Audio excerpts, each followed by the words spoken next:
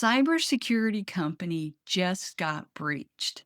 Not a small startup, not an obscure vendor. We're talking about Trellix. They bought RSA a few years back. They are one of the biggest names in endpoint security and XDR. They disclosed yesterday that threat actors gained unauthorized access to part of its source code repository. So, what does this mean? It means their source code was actually accessed by hackers. So, let's talk about what happened, what it means, and why this should be on your radar. According to Trellix's official statement, published on their website, attackers got into a portion of their source code repository, stealing their code.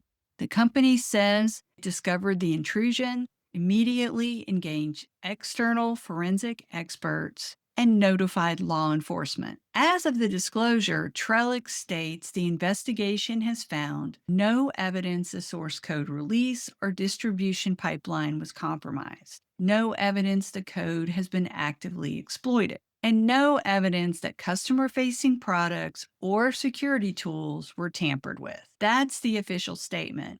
And I want to be clear, I'm going off of what Trellix has publicly disclosed, but the investigation is still ongoing. Here's the thing. Even read-only access to source code is serious, but it sounds like they actually were able to pull the code. And so they actually have part of Trellix's code. Trellix makes endpoint security and XDR tools. Their software is deployed across thousands of enterprise environments globally. When attackers get into source code, they're not just reading lines of text. They're looking for exploitable vulnerabilities to use against Trellix's customers, opportunities to understand detection logic so they can evade it, potential backdoor insertion points for future supply chain attacks. This isn't theoretical. We've seen this before. Microsoft, Okta, LastPass, all dealt with source code breaches. Each one had downstream consequences that played out over several months. I want to spend a moment here on supply chain risk, because this is where cybersecurity leaders need to really listen closely. If you use Trellix products, you're not being told your environment is compromised, which is good. But what you need to be aware of is you need to pay attention to any future statements that come out from Trellix. You need to understand the investigation timeline. What's the scope of the code that was accessed? And ask Trellix, will you notify me directly if anything changes or if somehow I was infected? Now, source code breaches like this are exactly why vendor risk management matters.